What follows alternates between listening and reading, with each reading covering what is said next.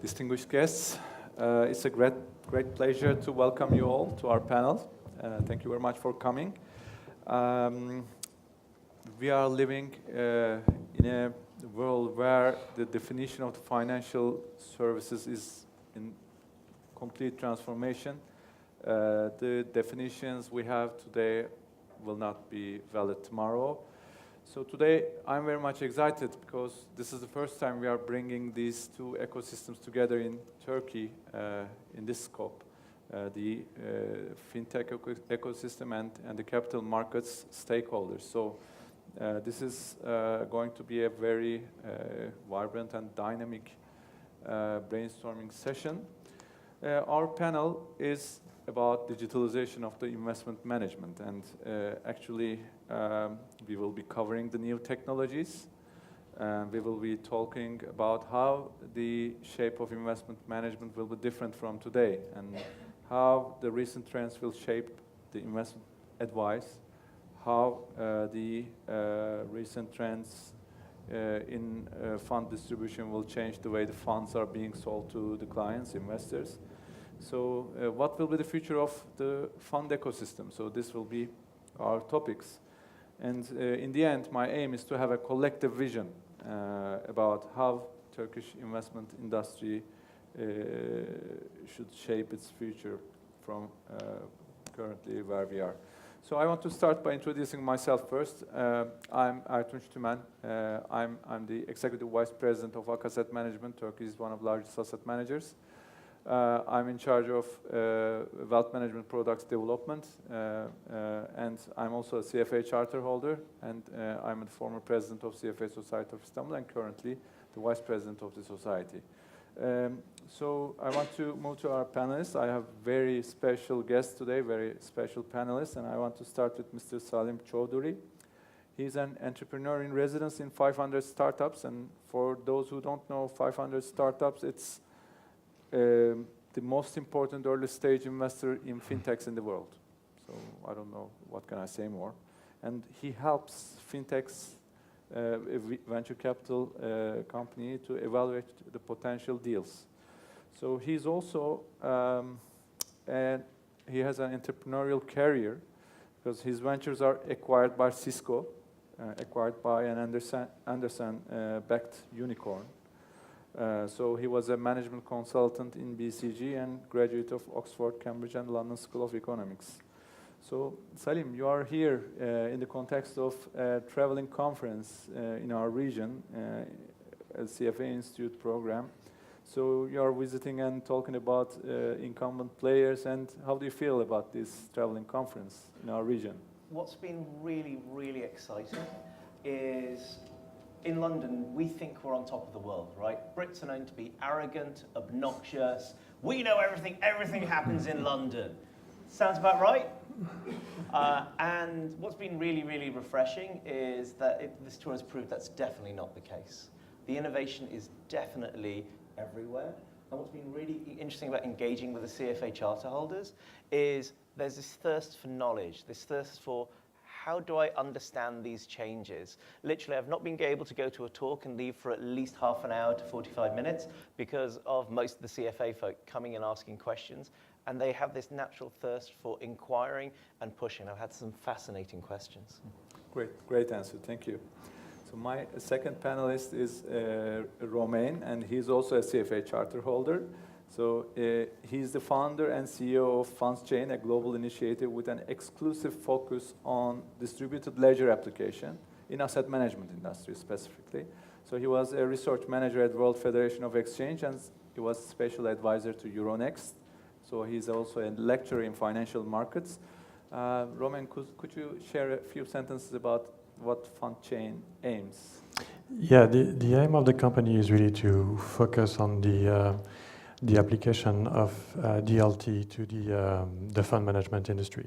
So that's the focus, and we want to. It's basically a consulting firm, so we want to be able to help our customers to understand what are the potential of the technology, and also organize with them brainstorming sessions so they can really figure out how they can use the technology, and when they're ready also to help them design a prototype and systems ready for production.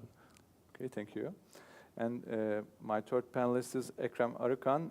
He's the Executive VP in charge of IT in Takasbank, and which is central custodian, you all know, and who built and operate Turkish electronic fund distribution platform.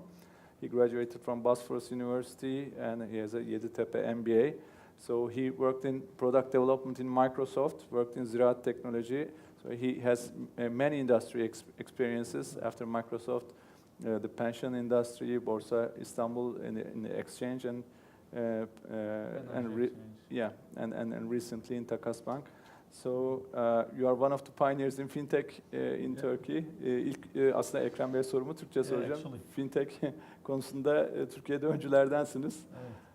Evet. Aslında arada güzel bir espri olmuştu Ertunç Bey'le konuşurken. By the way, sorry guys, actually it's a disruption as well to make the panelists more colorful in Turkish and mix. Fintech ismiyle, Ziraat Teknoloji Fintech ismiyle anıldığı zaman Türkiye'de çok böyle espri konusu olabiliyordu bizim arkadaşlarla aramızda. Fintech mi, Fintex mi, tekstil şirketi mi falan diye dönüşler alabiliyorduk bazı IT şirketlerinden. Ama o gel zaman git zaman o Fintech company şimdi Financial Technology ismiyle Fintech global bir kavram oldu. Hepimiz seviniyoruz tabii. İnşallah bu sermaye piyasaları tarafında da çok daha kendisine özel bir takım şirketlerle ortaya çıkar, daha da büyür. Teşekkürler. So we are moving back to English now. Okay. So my question is to Saalim. Saalim, Robo advisory is a big buzzword in the world. So what's the value proposition of Robo advisors in the world? What are they doing, and how are they forcing the incumbent financial services providers to change their business propositions? Interesting. I think I find fascinating about Robo advisory is that it's been able to attract this wonderful head of steam within the financial services industry. Everybody has a position on it. It's almost as controversial as Donald Trump or Brexit. You either love robo-advisory and think it's going to be great, it's the greatest thing ever, it's going to be, or you think, oh my God, you're crazy, robo-advisory, really? And a lot of it comes back down to the way that we think about money. So for me, as a venture capitalist, I'm not looking for the next 1 year, 2 year, 5 years. I'm thinking about the next 10 or 20, because that's where real transformative change occurs. And so, is now a good time to break into? Yeah, please go. Perfect, go cool. Your presentation. And so, what's really, really interesting for me is hocus pocus alakazam. My magic tricks aren't working today, are they? On the count of 2, hey! Cool, awesome. So first of all, I'd like to thank the CFA Institute for bringing me here. Oh God, I could learn to dress, shouldn't I? I'd like to thank the CFA Institute for bringing me here. I've been engaging with them for quite a while over the last couple of years. And from a thinking about the future perspective, it's been really, really rewarding. So very quickly, if you don't know 500 startups, we're everywhere. We've just launched our Middle East fund, so I'm wearing our Middle East shirt here. For those of you who don't know, we have a fund here in Turkey. 500 Turkey is here. Rina Onur is our partner here. If you don't know her, you should get to know her. She's wonderful. Everyone knows Rina. Fine, okay. She's the most energetic person I have ever seen. She's also just like brilliant, just the way that she thinks about stuff. We are the most active investor in the world in fintech. This is why we kind of have to take this kind of seriously. This is me. I am an entrepreneur. I have all sorts of weird backgrounds, but less about me. Let's talk about robo-advisory. So this is what I think is hilarious. This is an existing wealth manager and his new AI robo-advisor friend. You can get the joke, right? He's asking. Yeah. And this is the whole thing. It's like there's a lot of questioning and sort of trying to understand what will it actually be. And for me, robo-advisory is like this. And unfortunately, this isn't going to go down well with half the room. So apologies in advance. This is what I think of when I think of robo-advisory. Did any of you at school do those careers tests, which said you answer 50 questions, and it'll tell you what you're going to be when you grow up? Young lady, you, what did yours tell you it was going to be? Either of you. The one behind, so you were the one who was nodding your head affirmatively. I guess it was a painter, something like this. And what do you do now? Now I'm an engineer. But, Painting engineering, exactly the same thing, right? And this is the whole problem. RoboAdvisor has a great part to play in identifying certain areas, but it will not take out the one thing that wealth managers have been doing for years really, really, really well: understanding empathy. Robots are not good and never will be good at empathy. Hence why I'm not really that bothered by them. So what's really interesting is that for labor markets, robo-advisory is going to mean, and not just robo-advisory, AI in general, right? It's going to mean that we now get value from convergence in financial services. It's going to be multiple sectors. From my thinking about the people and the things that will thrive, people like yourselves, and the next generation of you, they're going to be what I call finance plus. You'll go out, you'll work in finance for 7 years, you'll get your charter holder, you probably won't go and do an MBA anymore. Instead, you'll go and work in the industry where you think that's most closely relevant to the financial area that you manage. Because in a world of high amounts of data, you'll need the technical knowledge to understand it, and perhaps more importantly, the understanding of the culture and the nuance of the market you're investing in. That's what we believe, that's what I believe that AI will do to change the financial services industry. And so, yeah, it's better signals, and education and ability to understand these signals is paramount. Awesome. So, social changes. The way I like to think about it quickly is that people earn money, they buy things, they save money. This is what our business is based on, right? Fundamentally. And it sounds really basic to pair it back to these early stage things, but this is what's changing. We live in a different world. Millennials like myself, the idea of saving up for stuff makes no sense, because most of the things that we'd save for, like houses, they're just unaffordable everywhere. Even here, I understand housing is pretty unaffordable for millennials, right? A top graduate from Oxford will go into Goldman Sachs after 10 years, still won't be able to buy a house in the nicest neighborhood in London, right? Welcome to our world. This is what we're in. And so all the assumptions change. This is stolen from, the model is stolen from Wired magazines, Wired, Tired, Expired. Basically, the ideas of final salary pension schemes, of home ownership and salary are just going out the window, right? If I was 22 years old today, why on earth would I want a job that just pays me a salary?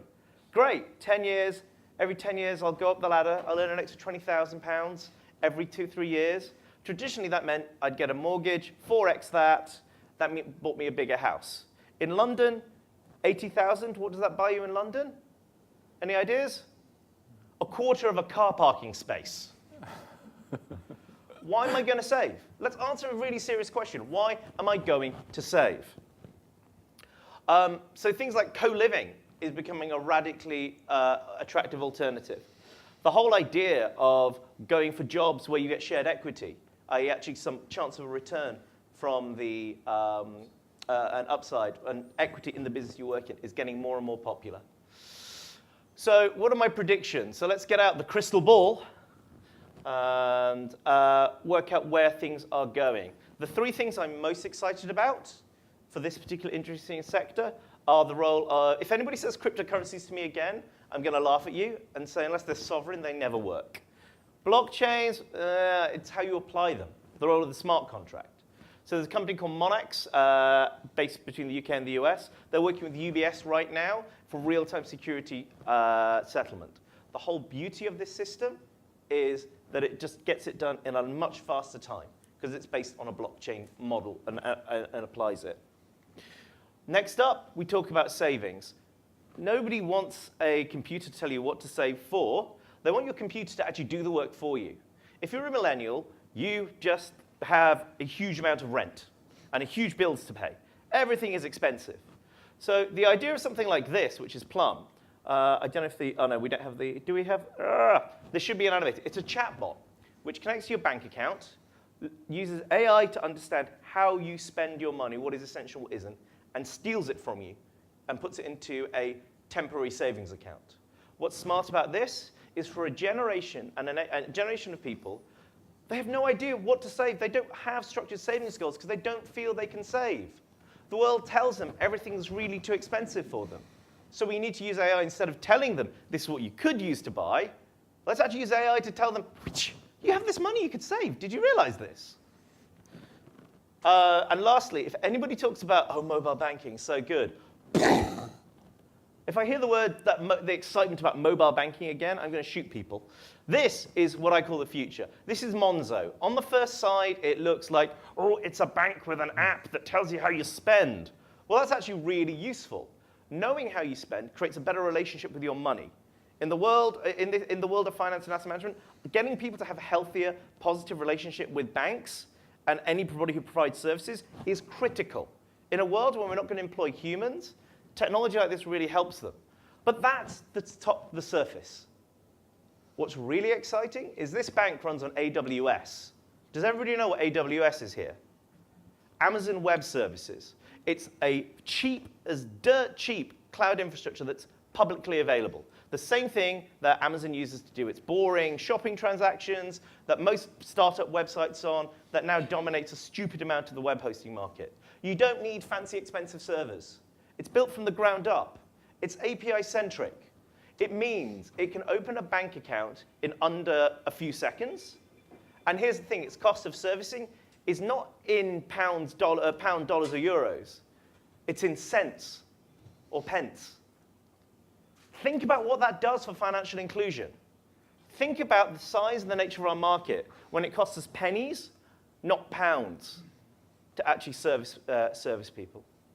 Anyway, I have gone over, and the model of my story and the model of the message is, guys, don't fall into the trap that AI, robo-advisory, or this whole spectrum is going to take over.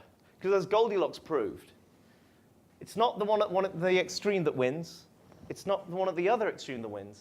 It's the one that is absolutely in the middle, the one that is just right. Thank you very much. Thank you very much, Saalim. So my next question goes to Romain. Romain, as you're an expert on distributed ledger technologies, and my question will be, how will blockchain impact the way we do our business in investment management in the future? So can we have your presentation? Sure. So I'm going to share a few slides with you to tell you about how we see blockchain. And I hope I'm not going to be one of these tiring or things that out of the past from your presentation that you would think the use case we put on the screen are useful. First, I'd like to get into the technology first. So for those of you who were in the main room this morning, there was a great keynote from Scott Riley. And he did really present what blockchain, or rather DLT, that stands for Distributed Ledger Technology, can do for businesses in general and financial services in particular. So I want to make sure that I'm not going to go over the technology, the details, but just the three features that are the most important for financial services in general and fund management in particular. So the first one is really the distributed ledger. So that's the simple, basic idea that you have a distributed database and that you're able to share data. So the whole beauty of the technologies is the possibility of sharing data which is up to date, which has been validated. So in one word, clean data, and you're able to share and work with this data with your parties, with your partners, providers, and everybody is working from the similar set of data. So in one word, what that allows you to do is really the end of reconciliation. So for those of you who have some knowledge of back office issues, reconciliation issues is really a big thing in financial services. So the main promise of blockchain is to get rid of most of the reconciliation. The two other features are the transaction, so you're able to transfer ownership of assets pretty easily. And the last one, as you mentioned, is really smart contracts. And what are smart contracts? It's not about legal stuff, it's more about processes, workflows. So in a basic blockchain or in a basic DLT, what you do is you share data among the participants. With smart contracts, what we are going to do is sharing rules, sharing processes with different parties, and making sure that whenever you need to apply those rules, you would use the same computation, the same rules, you would use the same data, so hopefully you would get the same result. So for the asset management industry, an illustration of a smart contract use could be, for instance, when you compute trailer fees.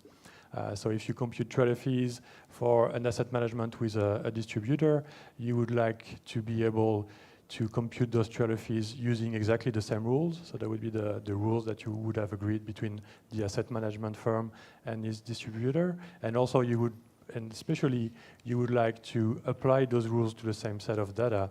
That means that you would compute the trailer fees using the same stock and the same orders that have been going on these specific funds.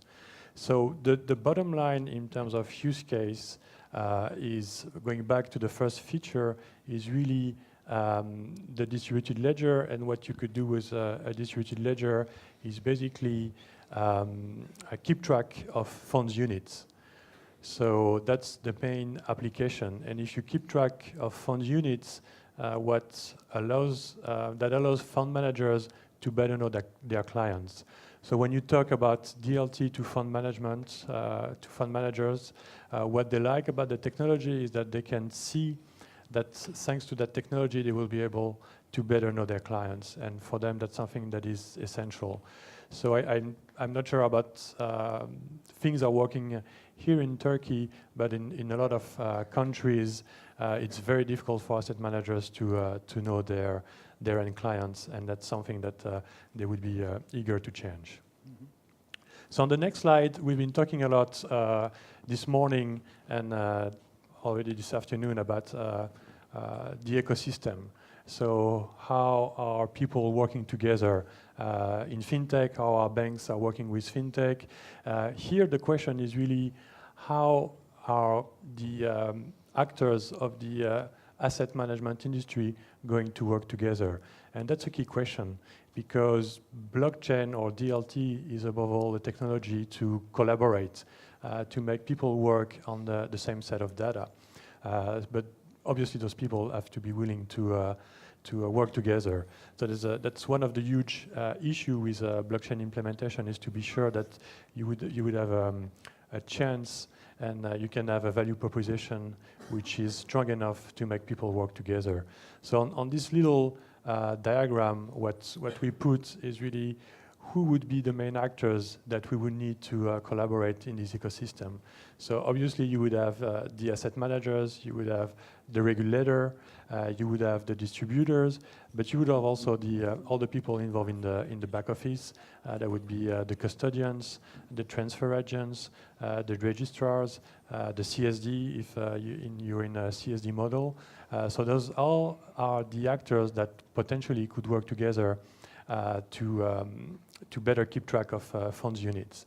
In terms of the processes, there are many processes you can think of. So the main one being the funds registry.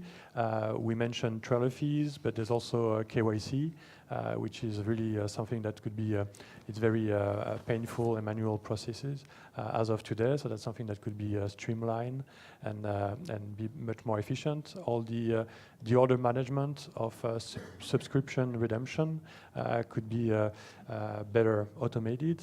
Net asset value computation could be enhanced as well. And you can think of many things, corporate actions, obviously, but also if you look at the issuance of a mutual fund, you could also envision a system where you would have a regulator who would be part of a DLT, and who would be part of the agreement when a fund is issued. So that's all the agreement registration process of a mutual fund could be based on a smart contract, which would involve the regulator, an asset management company, and all the parties that are part of the registration process. So there's tons of different use cases that you can think of. The last slide I want to share with you is really how is that going to happen. So I think on the presentation from the gentleman from EY beforehand, there was mentioning incremental and disruptive scenario or implementation. So we thought about those two extreme scenarios, knowing that obviously there are many intermediate scenarios that are possible, but we thought those two ones were interesting. So on the left-hand side, you would have what we call incremental, which is basically it's business as usual, but not completely. That means you have all the actors, they're still performing their role, but they're all connected to the DLT. So they're all able to perform their roles in a more efficient way. That doesn't mean that it's a zero-sum game. There might be winners and losers. There might be some shift in the business models, especially when you think of custodians. There might be a huge change in the way they do business, but that doesn't mean that you don't need custodian anymore. They might still have a function to perform, and they might try to actually find new business for them or get into the distribution business. So you might have some changes in the relationship of the actors and their business lines. And so that's one possible scenario, and we think in the long term that's a pretty likely scenario. Mm-hmm. But obviously it will take some time.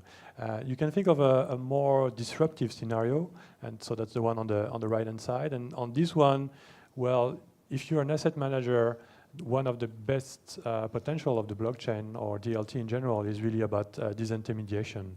So you can think, well, why do I need all these intermediaries? Why do I just distribute my product directly? So there are asset managers right now who are thinking about direct distribution and who are thinking that maybe DLT might be a way for them to go to the direct distribution. So that's also a possibility.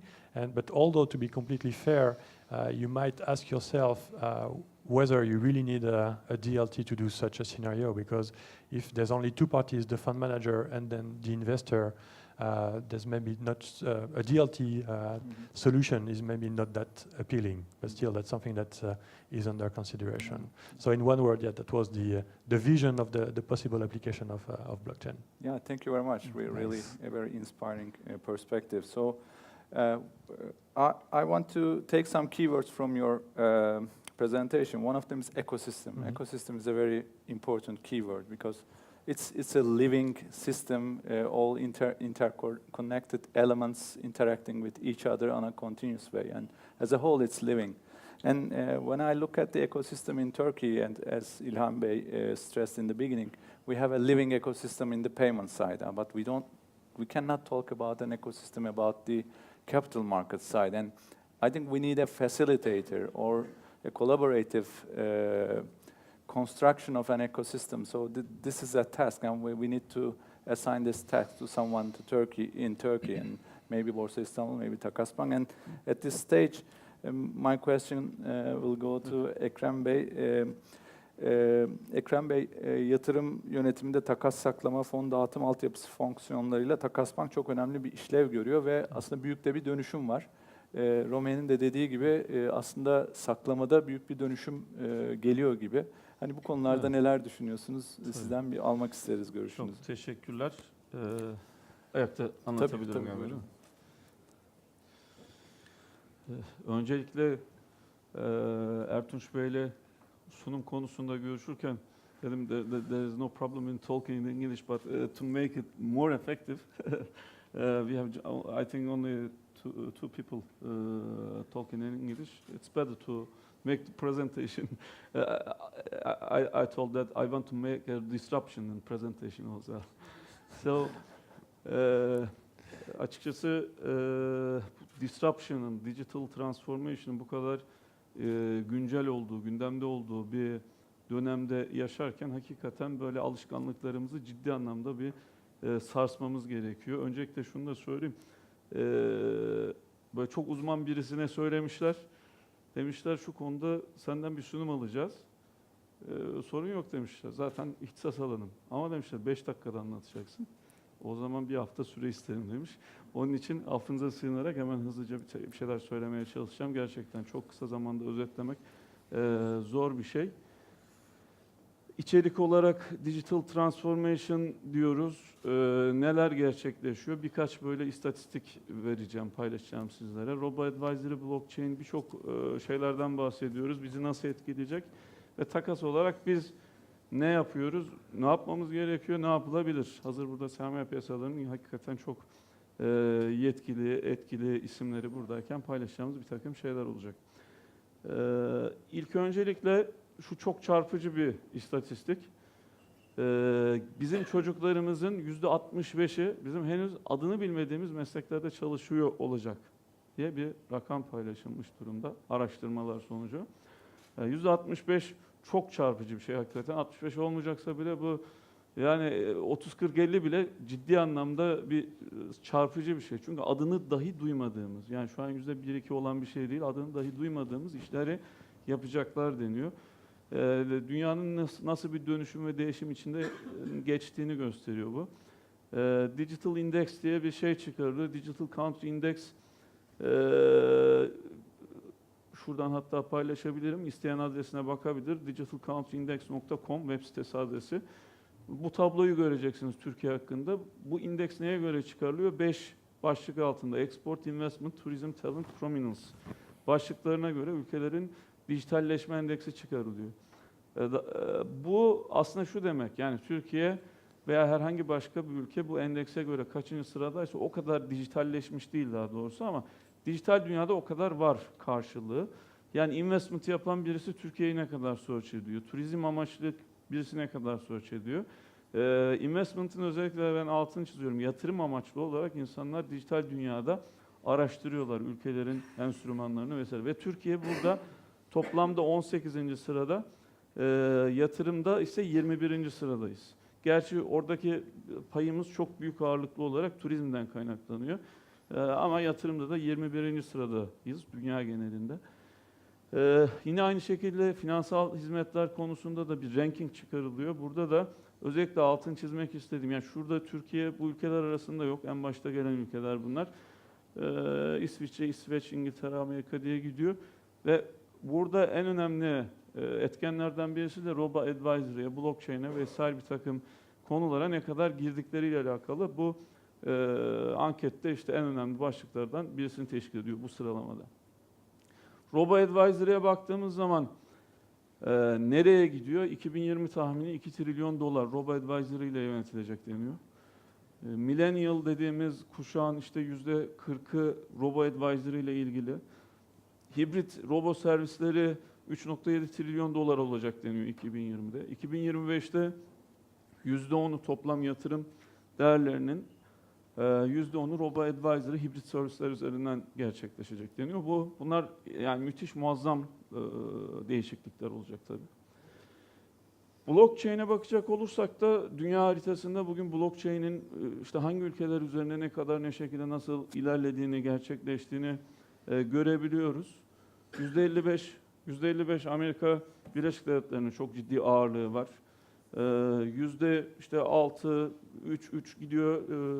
Yani artık dünya haritasına baktığımız zaman gerçekten de bütün ülkelerde bir gelişmiş teknoloji yönetimi konusunda gelişmiş ülkelerin hepsinde bir blockchain'le bir girişim var.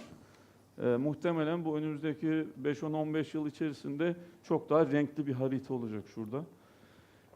Türkiye şu an renkli görünüyor orada ama yani üzerimize işaret edilmiş bir blockchain enstrümanı yok. Kendimiz tarafından geliştirilmiş. Kullanıyoruz çünkü Bitcoin vesaire, Ethereum vesaire bir takım şeyleri. Crowdfunding projelerine baktığımız zaman da 10 milyon doların üzerindeki bütçeli projelere baktığımızda bunun 6 tanesi blockchain. 2 tanesi işte video gaming, 2 tanesi computing hardware. Yani 12 tane crowdfunding projesinin 6 tanesi blockchain konusunda. Robo advisory, blockchain vesaire, hani bunları özellikle ben en çok konuşulan kavramlarla ilgili bir takım istatistikler paylaşmak istedim. Buradan biz geliyoruz TEFAS'ımıza. 2012'den beri esasında konuşulan bir şeydi. 2014'te hizmete girmiş bir platform, Takasbank tarafından açılan Türkiye Elektronik Fon Alım Satım Platformu. Böylece biz neyi sağlamış olduk? Öncesinde bir yatırım şirketine gidip de bir hesap açtırdığınızda sadece onların yatırım fonları üzerinden alım satım yapabiliyorken artık herhangi bir yatırım şirketindeki hesabınızda herhangi yatırım fonunu diğer şirketler üzerinden de bu platform üzerinden alım satım yapabilir duruma geldiniz. Performanslarını karşılayabilir duruma geldik. Böylece extra charge, işte separate account, fazla hesap orada ayrı ayrı açmaksızın böylece bir konsolidasyon gerçekleşmiş oldu. Bizim 3 adresimiz var. Üçünün de yönlendirdiği yer bu site. Aslında burası bir bilgilendirme platformu. Yani yatırım fonlarının performanslarını görebiliyorsunuz, çeşitli bilgileri alabiliyorsunuz, kıyaslayabiliyorsunuz. Ama buradan bizim web servis aracılığıyla şirketlere açtığımız ve kendilerinin bağlanarak alsat yapabildikleri imkanı da sağlamış oluyoruz. Burası herkesin girebildiği, herhangi bir vatandaşın girip de açtığı zaman yatırım fonlarının performanslarını kıyaslamalı olarak görebildiği bir bilgi paylaşım platformu. Biz bu şekilde neyi sağlıyoruz? Bir kere grafik ekranlarla portföylerindeki işte fiyat trendlerini ölçebiliyor insanlar, şirketler. Detaylı bir şekilde fon dağılımı görülebiliyor. Ve kamuoyu aydınlatma platformuna direkt bağlanarak oradan bütün detaylı bilgilere erişmek mümkün olabiliyor. Mukayese, karşılaştırma yaparak fonların performanslarını ölçebiliyorsunuz. En önemli özelliklerden birisi belki Excel'le kendiniz bütün verileri çekerek oradan kendiniz analiz edebilir duruma gelmiş oluyorsunuz. Ve çok detaylı bir şekilde de istatistik raporlar alabiliyorsunuz. En son olarak TEFAS'tan, biz TEFAS 2.0 diye ifade ediyoruz ama şu an açıkçası mesela hazır burada SPK, sermaye piyasalarından hakikaten çok böyle önemli isimler de varken, şimdi TEFAS 2.0 diye biz daha öncesinde bunun üzerine çalışmaya başladık. Üniversitelerden hocalarımız da var. Alp Hoca, İTÜ'de profesör. İşte Ar-Ge merkezi olmamız hasebiyle de Ar-Ge projeleri geliştiriyoruz Takasbank olarak. TEFAS 2.0'da yapmak istediğimiz aslında portföy optimizasyonuyla daha böyle insanları da yönlendirebilmekti. Ama orada malum mevzuat gereği bu artık danışmanlık kapsamına giriyor denerek yani bizim önümüz belli bir yere kadar açılmış olabiliyor. Daha ötesine gidemiyoruz. Buna da ama neticede bir şekilde imkan bulabilmek lazım. Yani biz Takasbank olarak direkt kendimiz yapmasak bile belki bu verilerinin kullanılarak eğer bu sektör gelişecekse, Robo Advisory Türkiye'de de ön açılarak bir yerlere varacaksa bu verileri birilerinin kullanarak insanları yönlendirebilmesi lazım. Takas belki bir ölçüde bir yere kadar yapabilir. Ötesi şirketler tarafından yapılabilir. Veyahut da dün Ertunç Bey'le konuşurken benim bir paylaşımım olmuştu. Bir sonraki slaytta zaten o discussion points olarak oraya geçeceğim. 2.0 inşallah gerçekleşirse işte risk revenue analiziyle portföy optimizasyonu yapabileceğimiz, investment guidance sağlayabilecek bir platforma dönüştürülebilir. Ben en son bu slaytta bırakayım. Burası muhtemelen herhalde 3. turda biraz daha detaylı konuşacağımız bir şey olacak. Evet, çok teşekkür ederim. Çok kısa bir iki cümle atıf yapıp Olabilir. öyle mi geçeyim? Belki bir iki cümle söyleyebilirsiniz, evet. Yani ben açıkçası şöyle, ilk açılış konuşmalarında da çok güzel bir şekilde ifade edildi. İstanbul Finans Merkezi diye yıllardır hep dillendirilen, inşallah olmasını da arzu ettiğimiz bir vizyonumuz var. Bu olacaksa hani o disruption diyoruz ya, bir şeyleri daha farklı yaparak olabilir ancak. Çünkü zaten bunu yapan bir yerler var. Bizim mevzuat ve teknoloji altyapısını buna uygun hale getirmemiz gerekiyor. Fintech companies çok önemli. Fintech vizyonunu paylaşıyoruz. Az önce esprisini de yapmıştık. Fintech ismi bir şirket ismiyken şimdi ne güzel bir şey oldu. Bizim mesela Borsa İstanbul grubu olarak Takasbank'ta borsayla şu an aynı kampüsteyiz. Borsa İstanbul grubu olarak ben buraya özel, aslında bu proje ismi BİSTEK. Borsa İstanbul Teknoloji Dönüşüm Projesi ile ilgili bir şey. Biz tek company gibi. Yani esasında exchange işinin de kendisine has farklı bir teknolojik süreçleri var. Belki bu da ileride bir kavramsallaşabilir. Gerçi buranın yarı Türkçe yarı İngilizce global bir kavram olması zor ama en azından böyle bir duruma ihtiyaç var. Ona dikkat çekmek istedim. Ve en son ben sunumla ilgili şeyi söyleyeyim. Gerçekten hep best practice'ler dillendirilir. Ben aslında her zaman söylüyorum. Worst practice'ler de değerli, önemli bir şeydir. Buradan dikkat çekmek istediğimiz husus şu aslında. Yani korkmamak lazım. Denemek lazım. Denemek önemli olan. Bazı şeyler başarılamayabilir. Ama başarılı olanı zaten takdirden çok. Başarısızlardan da ders alıp önümüze bakmamız gerekiyor. Teşekkür ederim. Çok teşekkür ederim. Sağ olun. Teşekkürler. Now I'm going to have a short introduction of a Robo advisory implementation in Turkey. Then I will move into the Q&A. So we, as Akbank and Ak Asset Management, we developed Turkey's first Robo advisory solution. Actually, we get our inspiration from the world examples, best practices. What was the value proposition here? There are millions of clients and unfortunately a very narrow asset management industry with only a limited number of people working in the industry, only 700 people. So we need to make this talent available to great masses, mass affluent people, millions of people. So we needed a solution. That solution was a technological solution. So actually, this was a Robo advisory model. What were we doing? So we were scaling up our investment services. We are hiring the best investment expertise in the country with world-class university graduates.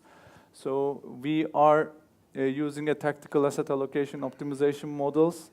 And these asset allocation committee models go into quantitative algorithms, and the clients are profiled. So this optimization, profiled clients and optimal portfolio creation, we get the advice which are suitable to the client's risk portfolio.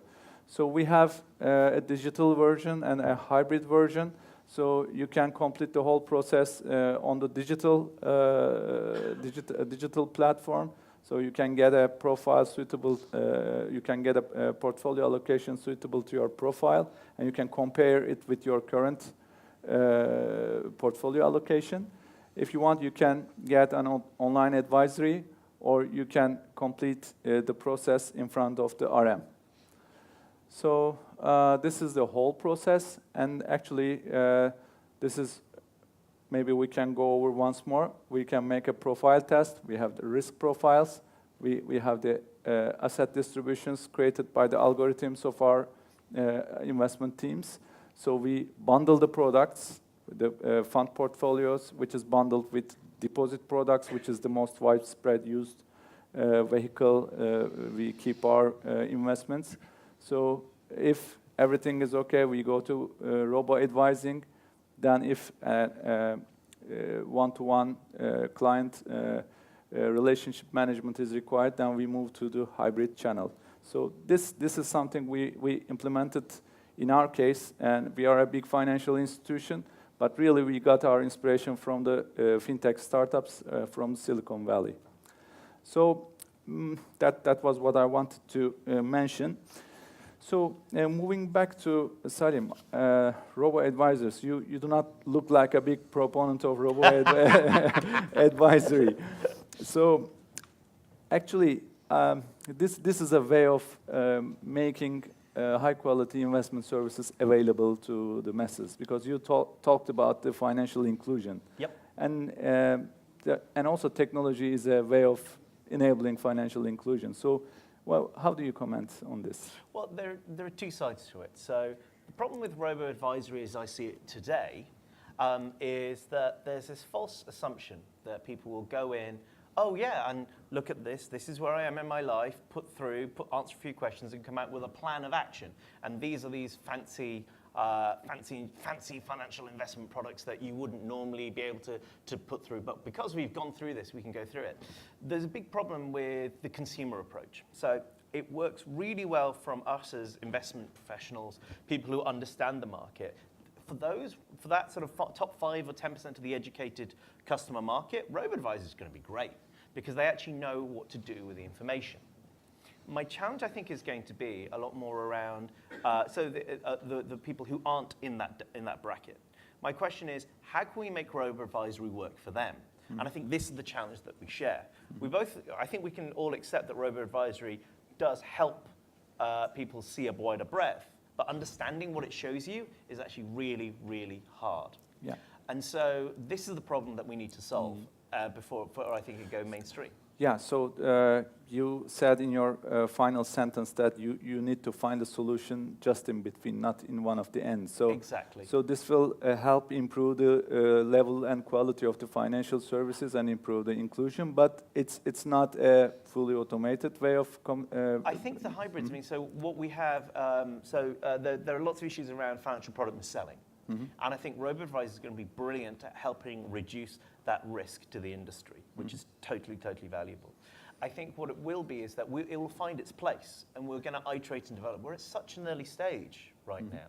So we're actually, in reality, the platform you've built, in reality, you don't really know how it's going to hit. You think you know, but as you go out, you'll experiment. You learn the reality is what is the job of the customer that you're actually trying to satisfy. And the more you'll engage with it, the more we'll realize how to adapt it, adjust it. Do we need human services? Do we need to have essentially different sorts of training programs to help people understand these things? Or do we actually need a whole different approach either way? So what excites me at robo-advisory is it's our first foray into breaking down the barrier of you must be a super wealthy person. And I think that's really, really positive. Now the question is robo-advisory enough just as it is today? No, definitely not. Do we know what it requires to plug it in to make it work end to end? That's where I think we're on the journey to discover. Yeah, great. So I'm looking at the Betterment because Betterment is one of the biggest ventures into this business area, and I'm looking at the total AUM. It reached $8 billion, and which is not a significant figure, but you can't neglect it. Yeah, so. There are 200,000 investors, and I looked at the total funding to Betterment because it's a new startup. It's $200 million. So the acquisition cost is $1,000 for each client. So isn't it too expensive? Right now, totally and utterly. Also, I mean, the problem is it's attracting this top 10%, top decile of educated investor who, let's be quite frank and honest, they deal with wealth managers, but they ignore 90% of what they say and go their own way, right? And so this is where I think Betterment and companies are doing well to do that with an acquisition cost. But I think the economics, particularly the startups, haven't been ironed out yet. And there's going to be a crunch point. There is going to be some major, major crunches as people work out what the real value of it is. So yeah, the problem is that it's one of those classic, here's the technology, we don't really understand how to monetize or apply it. In many ways, they're a bit like Facebook 10 years ago. Nobody really knew how Facebook would monetize what they did. Turns out it's the ultimate mobile ad gateway. Who knew? Because obviously when Facebook was around, there was no mobile internet, right? And I think this is what we're going to have to see. Companies like Betterment are going to be working hard. It may well be a casualty because the maths does not add up. Yeah. So what do you think about Amazon and Google and going into asset management, investment management? So they made those assessments as far as I know. Yeah, so. Everybody is like, everybody goes about Amazon being the biggest threat to everything, to financial services, to shopping, to car washing, everything. Right? And I'm just like, Amazon does a really good job at logistics. They do really good jobs of getting things in the right places, be it people, objects, or perishable goods or whatever. The reality is, the business is, it's an emotional business, what we're in, right? The financial professional world is fundamentally about emotion and trust balanced with understanding and insight. How good is Google at understanding your emotionality? Answer, useless. Amazon, useless. Have you seen their recommendation of products, right? It's just like, it's terrible, right? This is supposedly the world's greatest retail company. They can't recommend anything I want. I go in and I get lost trying to find a goddamn pair of socks. Seriously, try buying a pair of socks on Amazon. They're like, it's what? And so this is what I think is really interesting. These companies have great technology and great resources. What do they fail at, with the exception of Apple? Empathy with the customer. Empathy to their needs and uses. And so personally, I only back fintech companies that really, really get the empathy. So Plum that you saw was a chatbot. If you read any of the messages, they're quite young, they're jovial, they're hip. That's why I invested in them, right? Simply because there's an empathy element. It's as much about technology and empathy. So until Google learns to have feelings, I'm not that worried. So artificial emotional intelligence, I believe, AEI, maybe we have to move from AI to AEI. I mean, that was so far away from that. And also the other downside is that, look, when I'm in a room with somebody, I look at them, I can trust. There's an element of trust. This is what years and years have been based on. You have to think about it, even go down to basic childhood psychology, right? How do we learn trust as children? We learn it through trial and error and interactions with humans. Interactions with a computer screen on your phone, it's just never going to be the same. Yeah. Thank you. So Romain, my next question is about your presentation. So one of the keywords that I received from your presentation is disintermediation. So because it's dream of all asset managers to sell their investment funds directly to the clients rather than going through the distribution networks. And I looked at the white papers in your website, and you were saying that a joint effort from asset management industry is required for this blockchain revolution. So what should be the role of asset managers? We think the asset managers should be the drivers of the change to come, because in the white paper you mentioned, we really look at the various business lines of asset managers, and obviously if you think of portfolio management, well, blockchain is not going to help them a lot. If you look at trade execution of portfolio management decisions, then their blockchain DLT might be useful, but in that specific case, we think the drivers are going to be the banks, the brokers, the sell side. They're going to offer new tools for asset managers, but asset managers will just be users of those new technological tools based on DLT. So we really think that the asset managers need to focus on the units of the funds they issue, because they are the issuers of the fund. So they should be the one who have a say in where the data related to these funds are stored, who has access to this data.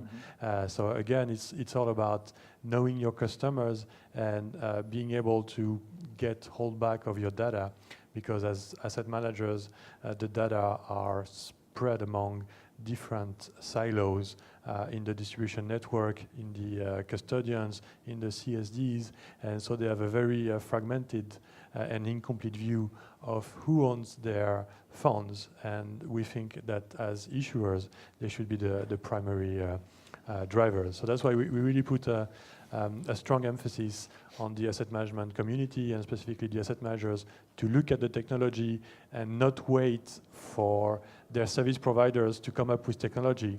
Because if they wait for their current service providers to come up with solutions based on DLT, then the solutions they're going to come up with are going to be probably interesting. There are going to be some efficiencies, maybe cost savings, but the most benefit will be reaped from the guys who are going to design the technology and who are going to sell it to the asset managers. So that's why we think there's a strong case for asset managers to build their own DLT, or at least to be an active participant.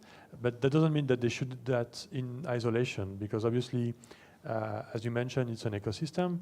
So if you want, and DLT is a technology about collaboration, about making participants work together on the same set of data. So it's not only about asset managers working together on their data, but it's them working with their providers with their partners, so basically the distributors, the custodians, the asset servicing companies, to better work together.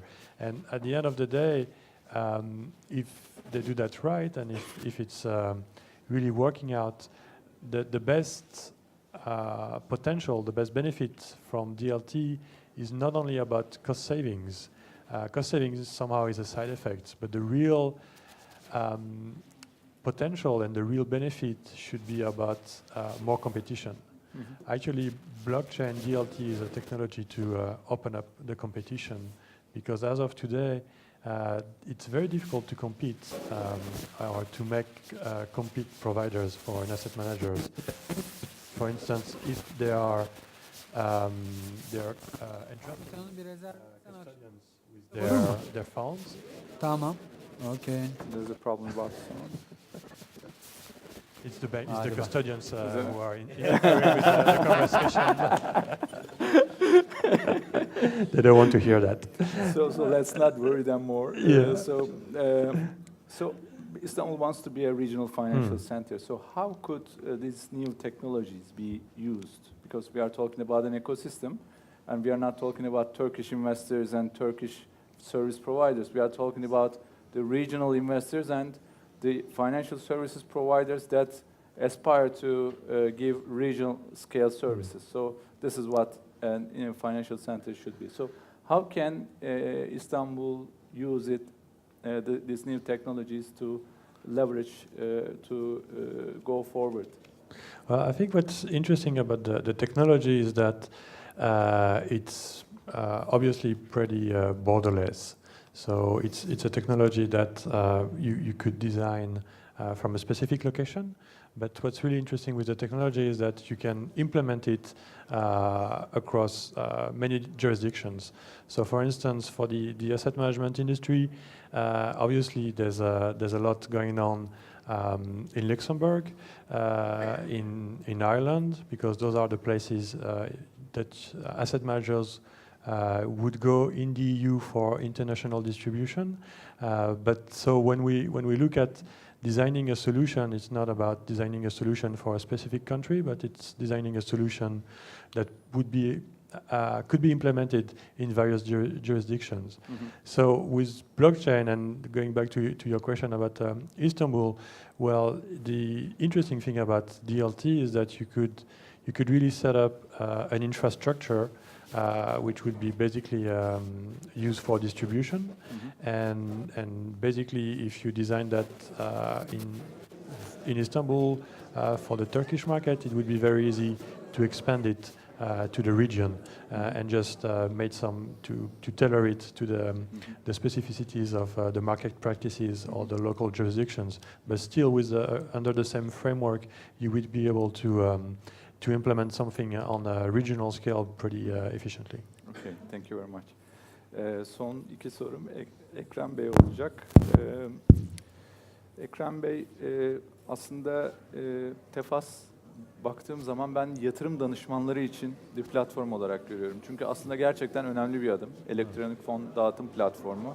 Ve siz orada bir analiz yapıp fonları seçebiliyorsunuz. Bu daha önce çok kolay değildi herhangi birinin yapabilmesi için.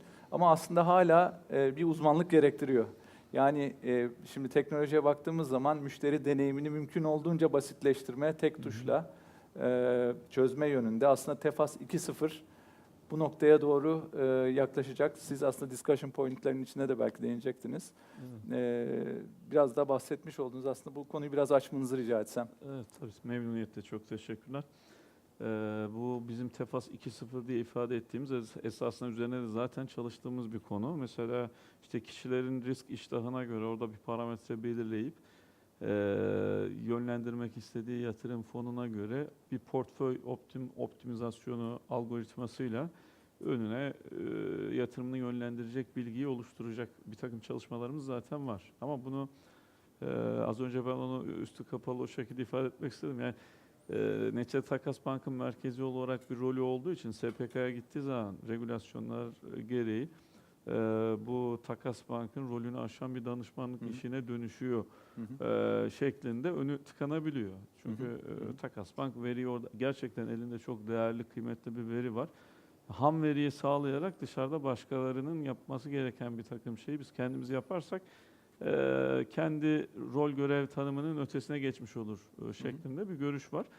Ama açıkçası bunu diğer konuyla da o BizTech işte Fintech kampanyayla mesela bağlayacak olursak ben aslında şöyle bir yapıya gerek olduğunu düşünüyorum.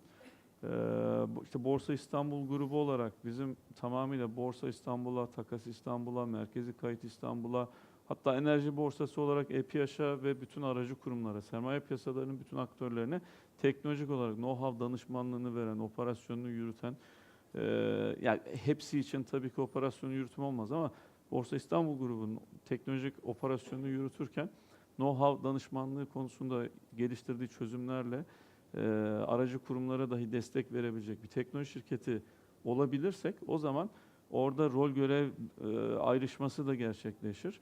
Takasbank'ın direkt kendi içerisinde olmaz. Bir fintech kampanya yapıyor olur. Tabii bağımsız bir yerde yapıyor olur bu.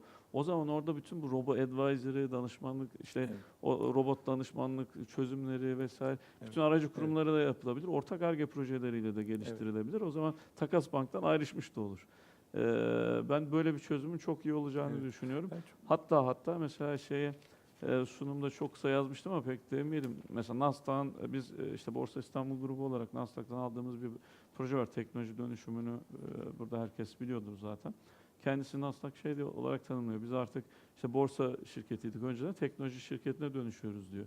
Yani sermaye piyasalarında teknoloji o kadar ana bir damar oldu ki bütün altyapı operasyonu, bilgisi, verisi hep oradan akıyor, yorumlanıyor. Böyle bir şeye kesinlikle ihtiyaç var. Bizim daha değerli, katma değeri yüksek uygulamaları geliştirip yurt dışına da İstanbul Finans Merkezi olacaksa bu işin bilgisine gerçekten kendi patentiyle hakim olup danışmanlığını yurt dışına satması, kendi içerisinde geliştirmesi de lazım. Bu adımları atmak gerekiyor diye düşünüyorum. Evet. Çok teşekkür ederim Rica ederim, bu güzel yorumlarınız için. I want to thank everybody for the patience. Now we are going to be having a break of 15 minutes. Then we will continue with our panels with Albert. And I want to thank you very much for coming and sharing your thoughts. And thank you very much for listening. Thank you very much. It was great.